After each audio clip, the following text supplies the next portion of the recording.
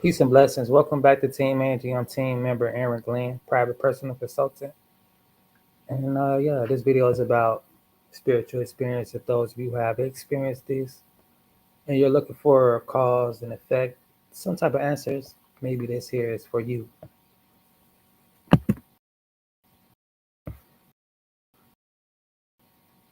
Hi everyone, start late and sorry for the lack of chairs. This was living in nothing collab.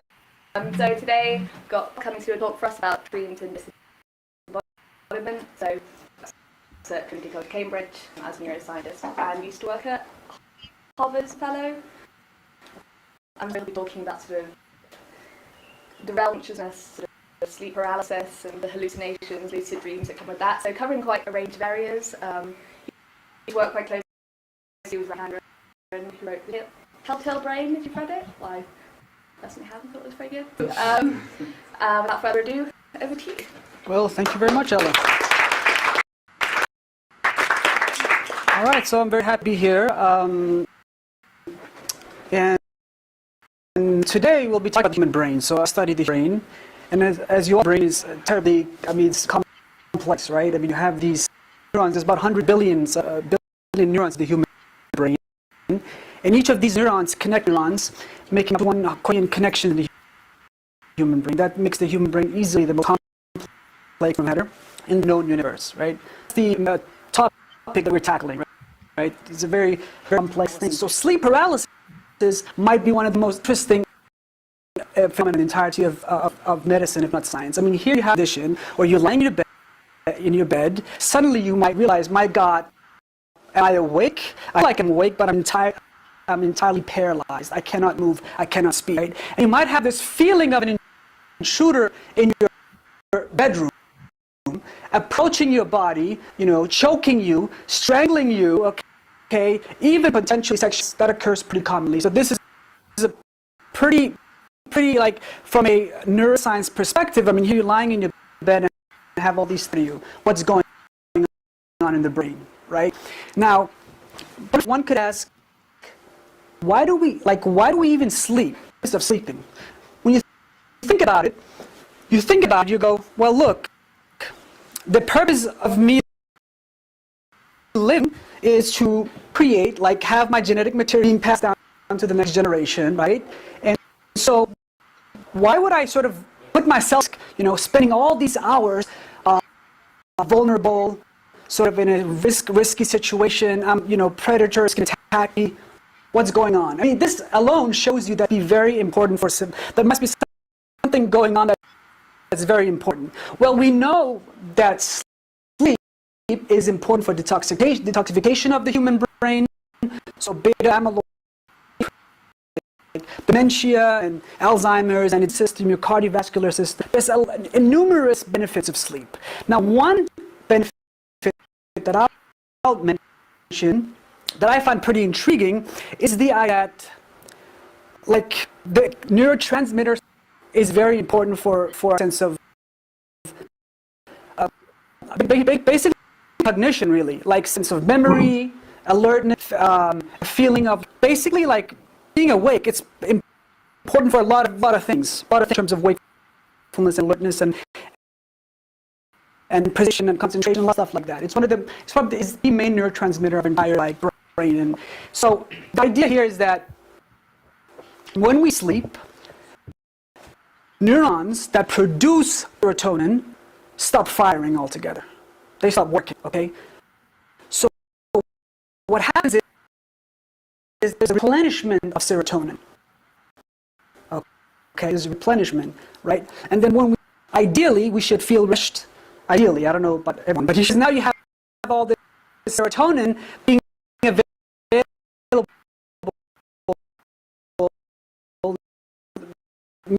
made available to you, right? And then you have serotonin throughout the day, right? And it's alert and all that. And memory becomes slowed down. And then by the time you're 2 a.m., you're very tired. And then boost of serotonin now charge your serotonin, right? It's like charging the iPhone. You plug it in throughout serotonin neurons will stop firing, and then so forth. Okay, good. Now, so let's keep that in mind as we proceed. When we go through sleep, different stages of sleep, one of these stages is called REM sleep. It's really, really interesting. During REM sleep, you're paralyzed. Like all of you guys were paralyzed for a portion of the day, completely paralyzed from head to toe. Okay? And more than that, during REM sleep, you have very vivid and crisp dreams. Very vivid and crisp dreams. You have a sense of a narrative. Okay? So you have that during REM sleep. Okay? Good. So when you have these vivid dreams, say you're wrestling with an alligator, okay? Would it make sense that you'd be paralyzed during that time? No. What do you say? Like if you act out those dreams, would that be a good idea or a bad idea? Pretty bad idea. You might yourself, you might hurt your partner, right? So your brain is very clever. It says, oh, paralyze this dude, okay? So you paralyze from head to toe. Good. Now, if you look at the brain of somebody in REM sleep, if you eavesdrop on the activity of neurons, right, in a guy who's in REM sleep, and you look at the neuron and the neural activity, and then you look at a guy who's wakeful, and you look at the neural of this guy over here who's wakeful, and you compare. They're the same. They look very similar. Okay. In fact, if you look close enough, the guy in REM sleep looks more awake. Guy who's actually awake. Okay. There's a lot of activity going on. All right. So he looks very much awake. He has these vivid dreams, and they're usually very bizarre. That right there becomes all scientific, right? But it's getting to the spiritual part as far as like the REM sleep and different stages of sleep. And also what's interesting about that is, scientists do experiments and they figure things out this way and they keep on testing theories until whatever theory they have in mind is absolutely fact, without a doubt. Just like, the sun goes this way to that way without a doubt. It just happens that way. They studied it long enough to know that this is the direction it goes. All right, whatever, right? We got that down packed. So, REM sleep. And I guess he'll get into different stages of sleep, but this is the most important part of sleep paralysis because this is the part where you're having these spiritual experiences. And it's hard to tell if it was real or fake because, as he said, in this state of sleep, your brain waves, your brain activity looks exactly the same as someone who's fully awake. But in REM sleep, your brain is actually more aware in that state of mind, in that state of being, than actually being awake. So that means you're really your spirit because if you're you're showing activity that you're more awake, more alive in your REM state of sleep, that means you're truly being who you are because you're conscious and you're using your conscious and your spirit to, experience whatever you're experiencing, wherever realm or dimension you're in at that time. So that's really like what I want to point out to that because I'm not sure if he'll bring in the spirituality of it all, but if you read between the lines of what he's saying, these stuff is slowly but subtly coming out, right? It's bizarre. Like Then as well, how we balance the spiritual life with the physical life, how parts of our body, parts of our being helps us protect ourselves spiritually and physically.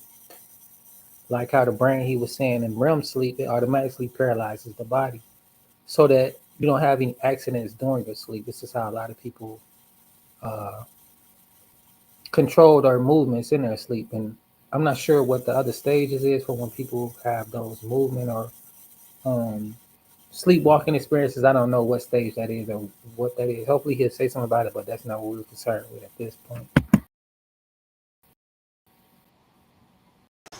could you dream where you sort of, I don't know, like someone open a frack and you're at Liverpool playing for Liverpool and suddenly you're having tea with the is happening? Okay, why? Why are dreams so strange and bizarre? Turns out there's a structure in the human brain, the DLPVC, okay, just a fit for a structure that's important for your sense of logic. Okay, so feeling like I have all these things I put together to create my sense of reality for myself. Okay, so I'll say, okay, Balan, scientist here at Oxford, I'm giving a intellectual, handsome, okay, I have all these concepts, okay? I put it in a meaningful way, and I create my reality. And I need logic, and logic is here. Is logic working during REM sleep? No, okay? Logic is diminished. It's working, but it's very diminished. Okay, sense of logic. What about the sense of agency? Do you have agency when you What do you dream? Okay. Do you know you're dreaming when you're dreaming? Some people do. No? You don't know you're dreaming when you dream? So some people do. They claim. Right. Most people know they dream. No, right? Okay, here's a question. I'm being totally serious, not because okay. Like, might you in 5 minutes your alarm on your iPhone is gonna go off and you seriously? And we said dreams are bizarre. Have you seen a guy with like a hat like this, weird accent, straight up? Could this be a dream right now? Could itself be a dream? Yeah. Oh, that's going too far, maybe. Philosophy. What philosopher? Where is he? Oh, there you go. Okay.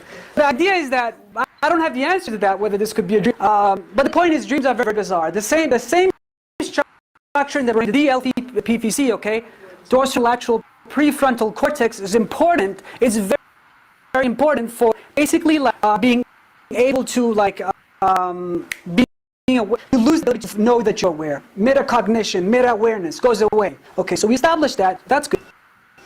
All right. So the alarm goes off. You get to university, right? Okay. So cover that. What about a sense of? So we feel very really for that. What about memory? You don't remember your dreams when you wake up, do you? Some do, some don't. Sometimes you do, but not very much, right? There's sort of fragmented nature to the dreams. But why, though? That's where you are on the cycle when you're waking up. That's a good point. What else? Serotonin, right? Say serotonin, did we say it's important for memories? Yeah, for So serotonin is important for basically transmitting short-term memory to long-term memories, okay? So that transition, serotonin for that. Serotonin is not deactivated, okay? They're working. They're off. They're on holiday, okay? Right. So for that, you can't remember your dreams very well. In fact, at the moment when you wake up, there's a surge in your serotonin. Serotonin, in a sense, is a part of.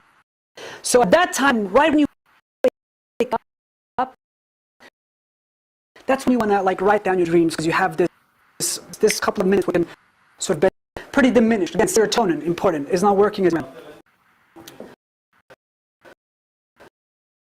Right.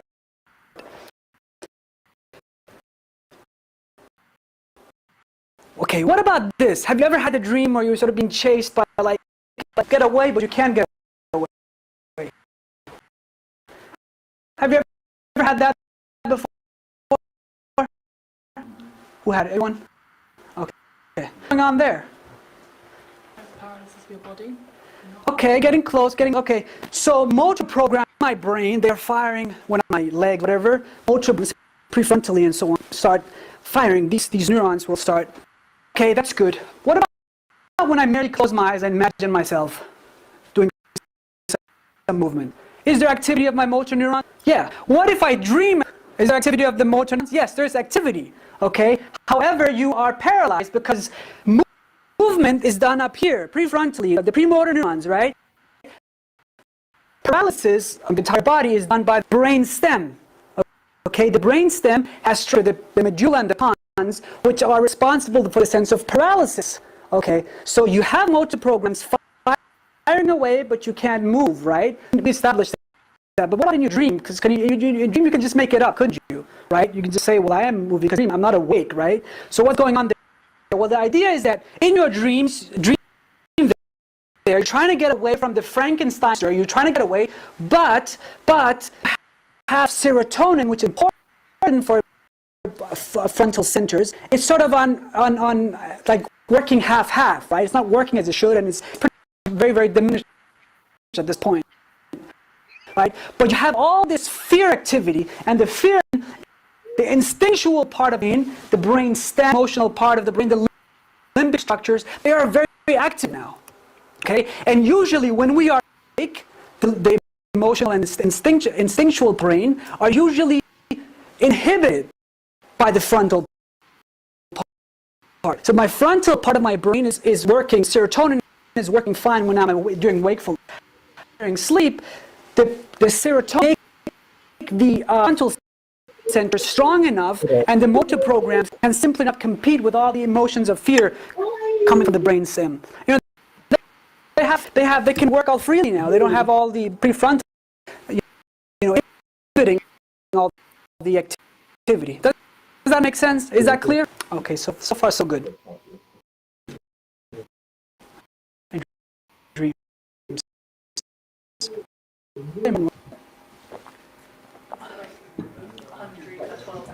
Well, this is my actually. Chandra and I proposed this. Okay, we want to do this experiment. Now imagine if you have this chap, he's sleeping.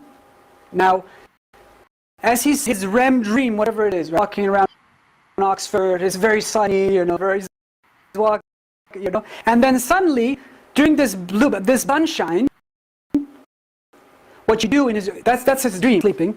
The lamp comes to and sprinkles water on Joe's head, okay, and then wake him up right away. Instantaneously, water wake him up. Will he be able to incorporate that water into his narrative?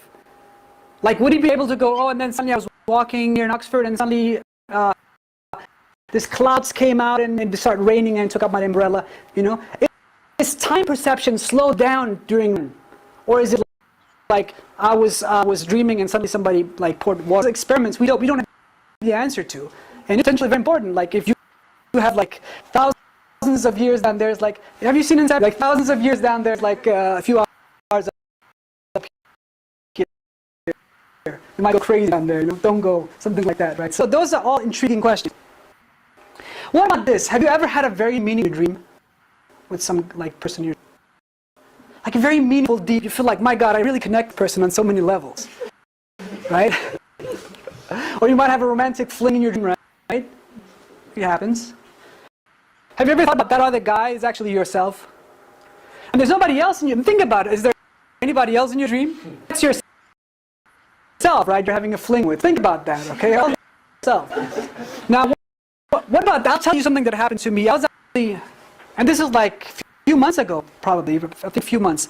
And I was having this dream, I was having this conversation with this guy. Okay, cool, he seemed pretty cool, okay? And he told me a joke, and I started laughing, okay? I started laughing, I couldn't stop. To the point I woke myself up from laughing. I go, I woke myself, and my God, what happens, right? I just woke myself up.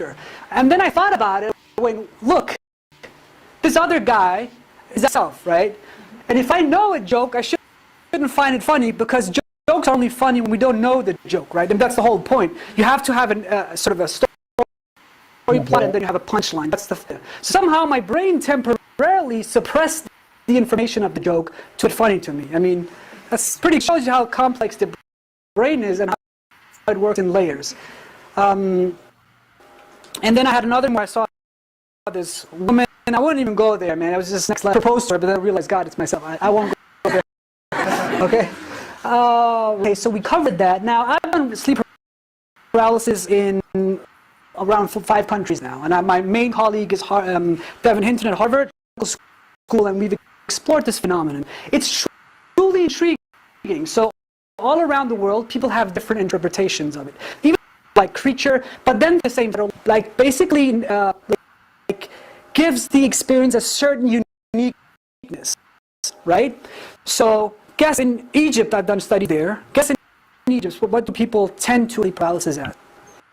Have you seen Aladdin, the evil genies? So in Egypt, it's like an evil genie that attacks you, it chokes you, it strangles you, it kills you. Okay? I've done studies in Italy. In some parts of Italy, it's like a witch-like creature. Okay? All right. Can you guess what it is in the U.S. sometimes, amongst some populations in the U.S.? Well, I'll tell you this. Space alien abduction, okay? So they lie in their bed and have this feeling of this spacecraft coming down and this gray coming down from the ship and experimenting with her. So that is one interpretation in the U.S., not all of them, but some. My colleague up there has done studies on this, so very interesting. Suffice it to say that yes, so you can have these experiences, and what I've come up with is this panic hallucination, the theory of everything, sleep paralysis, and the idea that if you have a certain cultural narrative about what sleep paralysis is. Say you see sleep paralysis as, I don't know, like this is these ghosts attacking you. They have a certain name, call them the boogeyman. They come at night in specific thing, culture, and you have a cultural tradition around these creatures. Right? If that is it seems like our data suggests that then you're more to have more fearful episodes, longer episodes. Okay, so they last longer. They are perceived to last much longer, and you tend to have very vivid hallucinations in some, and you have higher rates. It occurs much more frequently, once and then it occurs again and again. The question is why? What's going on there? So let me illustrate this with the little Lisa example. Okay? So I'm going to pretend to be little Lisa. Okay.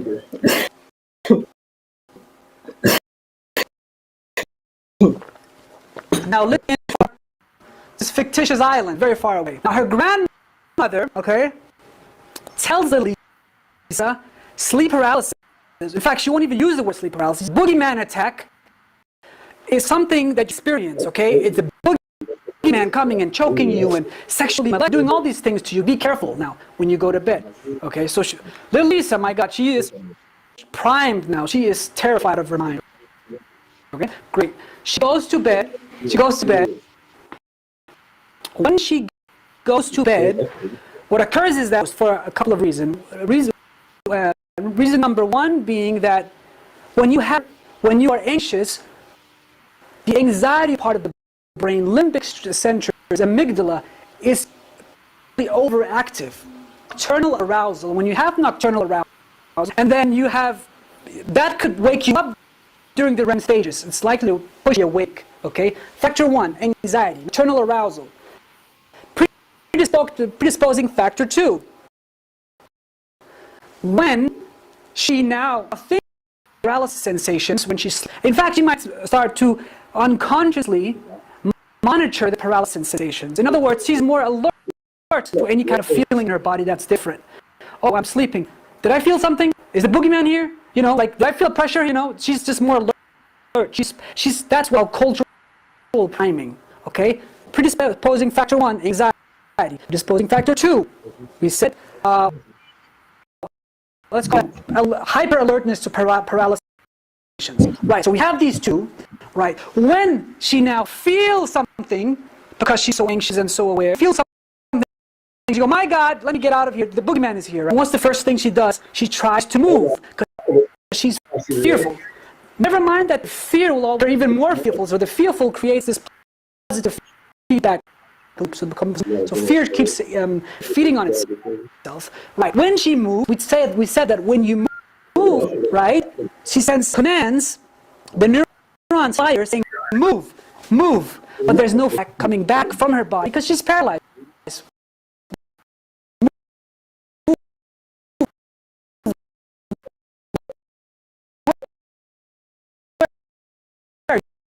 You're paralyzed, right?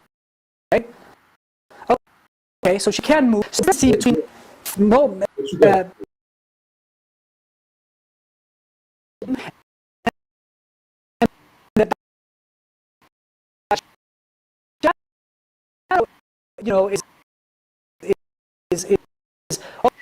boogeyman, because her imagination takes over filter. Now she wakes up the next day. She goes, my God, I was attacked by the boogeyman. She has even more anxiety. Okay, she's even more fearful. Guess what? The next day, she's even more likely to have what? Sleep paralysis. Right? It occurs 2 or 3 days later, and the 6th day, and then keep occurring. Now she develops maybe chronic anxiety. Right? You see how it can spiral? So this shows you how potentially one experience that occurred, because it was interpreted in a certain way, she might have potentially developed psychopathology. Now, the psychopathology pathology link is not totally established science. So we have some preliminary findings. So one idea, so what we found, that basically when you hallucinate during sleep paralysis, you're more likely to have elevated anxiety and PTSD symptoms. So an indicator. Second link. Okay, me and my colleagues found in Italy, this is recent stuff, that if you have fears during sleep paralysis, you're more likely to have PTSD. But I think the most intriguing and convincing link was done by my colleague Richard McNally at Harvard, and the study was the following. People who interpret this as a space alien abduction, okay, these guys, when they listen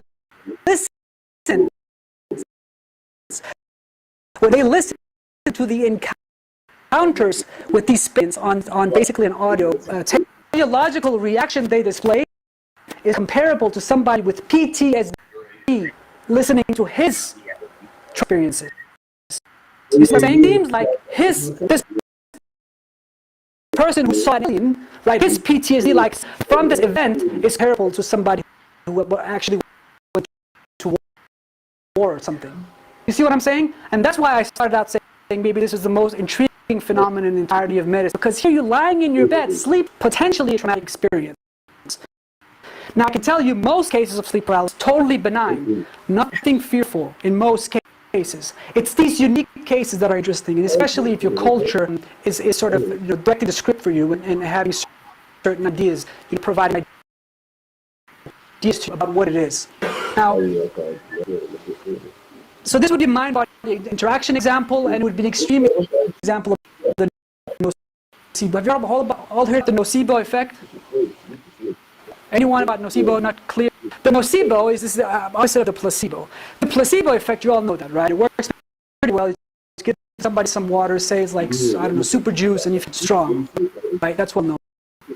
Did you know that, in fact, the placebo effect, if you tell some chap that it's a placebo, it still works. Did you know that? It's pretty fascinating. The nocebo, okay, it's the opposite. So you give somebody a pill that's sugar and tell me this, he's my God, it's got to physiologically react to, creating a mind-body interaction, right? So this sleep paralysis will be a strong example of nocebo in some cases, not in cases, not in most cases, but perhaps in some cases. MR therapy, right? So this is a therapy that is designed for sleep paralysis. And the idea is this idea that, look, I have all these essential part of my brain paralysis, all that stuff, it's pretty weak during sleep paralysis. Now, however, can you train yourself to start to regulate your emotions using frontal structures? Because you do have some sort of access to part of your brain, right? Because you sort of half awake, half sleeping, right? This is the idea that perhaps you can, and you can try to decondition your experience by trying to manually change what's going on. And attention, you all know attention is very scarce. I mean, you have limited attention. Can you start to focus on the positive and affect, in that way, your emotional state? The orbital frontal cortex is a very important part of the brain, okay? It's very important because it sort of seems like this part of the brain can affect your visual centers. So the interaction between the emotional part of the brain, okay, the orbital frontal cortex, okay, and the visual. So visual, emotion. So if you can control your emotional state using your frontal cortex, controls your emotional from negative to more positive, can affect your visual state, the hallucinations. You see? So these are some of the ideas. And plasticity, you know how plastic it is, how easily you do certain things, okay? You can change your brain very, very easily. So this is the idea that if you do this continuously, having positive affect, positive emotion during sleep paralysis, avoid moving during sleep paralysis, then perhaps you experience and turn it into something more positive. Now, let me end on this note. So I had one sleep paralysis. It happened to me a few times, but one particular time was interesting. I was in California again, and found myself, bizarrely, that I was sort of lucid. I was lucid in the sense that I could kind of leave my body, That can occur during sleep paralysis. So I felt like I could lose my. I'm obviously. I'm sure if you had a camera, probably. First, I felt like I could leave my body, so I walked. I stepped out of my body, and I started walking around in my apartment. I said, "My God, I'm down there sleeping, okay? But now I have this ghostly body." I walked down around the apartment. Said, "Look, this is a perfect chance for me to do an experiment." Okay? Seriously, I swear, this is what my first thought. Okay? So what I did was the following. I saw this piece of paper on the floor. Like went down, I took it, and I put it in my pajamas, PJs, okay? Put myself. If I go back to my body, okay, and I wake myself up, and the paper is still there when I wake up, I would have a breakthrough of some pretty interesting to try it. Let me try this. So I did that. I went back to my physical body, and then I woke up. Now here's the question. I'm being really serious. Was it there when I woke up? Yes or no? How many people say yes? Who says no? Well, it turns out, unfortunately, it wasn't there. But I can still joke with my colleagues saying that we are a unique group of people who can say we're working while sleeping, right? We have that privilege, right? So something good came out of it. So thank you very much.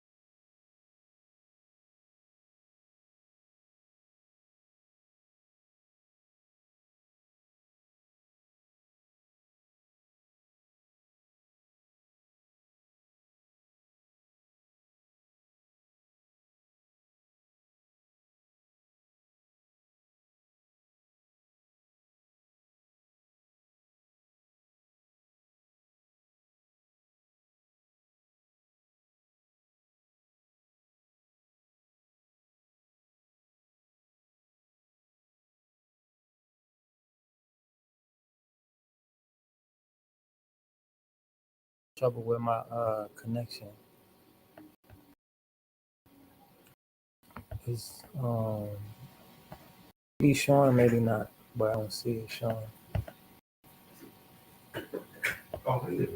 It's still loading. But the last guy was really lucid dreaming. That was not. Maybe you can relate the two. They're in the same category, a little, in a sense. But I feel like with that, I never had that experience. Something similar, but I really don't know how to explain it. But it's like I know how to meditate and go into deep meditation. And one time it didn't take long, probably like a few seconds, really quick. It seemed like just close my eyes and get the breathing automatically, and then like a few seconds of doing that, next thing I know, it's just different scenery, different realm, different everything. It's like just being in a new place,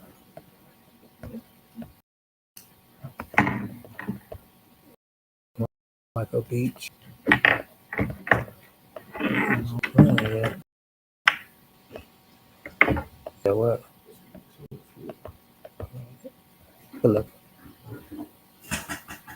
kind of like the background that you can see here. It looked like that, but the sky was like that, and you can see like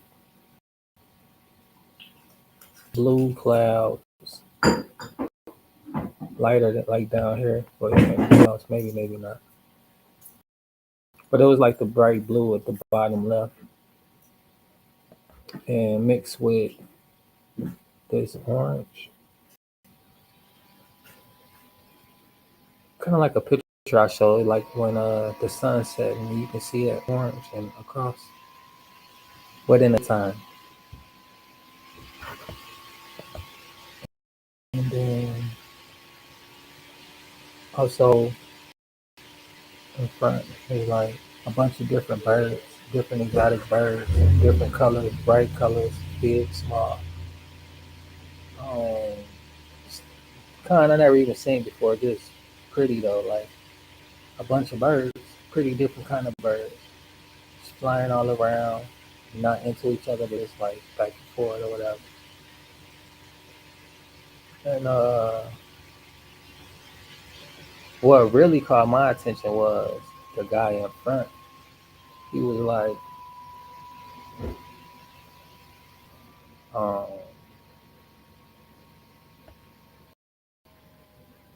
how to explain it? Like my screen, right? Big full body. And if you was a person like this tall, where the name tag is at the bottom left, looking at this person at the screen, like you're a full body person within that square, a person like me, as big as I am. But you can see my full body sitting in a chair. And then, but the person you're looking at is yourself, like a futuristic you, vibrant, clean, um, like different kind of hairstyle, like curly, like natural, wearing some old like colors, some old tropical type shit, like some old island boy type. Yeah, I was like, damn. And then with some girls side to side, they just standing there. They about as big as well, and they just like kind of just like floating there, like few here, but they the same amount on each side. Next to this guy that's sitting in this chair, and he just sitting there with his hands folded, looking at you, and just huge. And you just sitting there like calm as you want to, like not threatening or nothing, just looking like he waiting on you. He was waiting on you type, and just like back up, open your eyes, and you back where you started. That's weird. And you'll just be back where you started. And I'm like, was that real? Like, did that really happen? Is that really a place? Is that really a person? Like, what was that about? So it's like, I don't know how to explain that. Like, nah, never again, never again.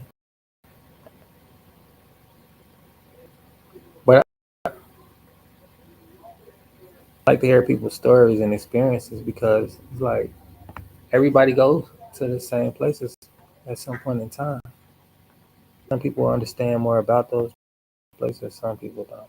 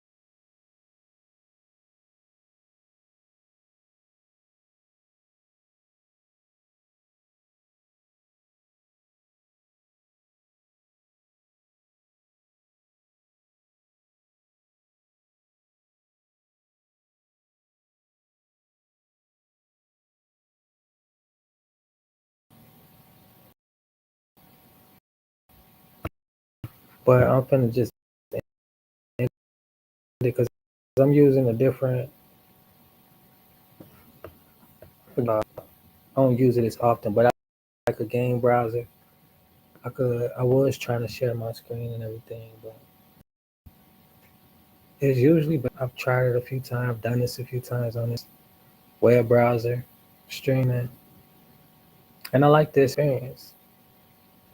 But lately, it don't matter if I use this browser or Firefox, which is like the no Microsoft Edge I've been using. Maybe I should start using Firefox or Google Chrome. I don't know. I feel like no matter what I use, the connection gonna be what it's gonna be because it's just what I've been dealing with as far as like my challenges trying to record. It's a bit irritating. It's a lot of reasons for me to give up and just let it go. Not even do it. Create content. Um, it's a little frustrating, but I mean, I'm pushing through. Marathon continues. And it's just me showing up for myself.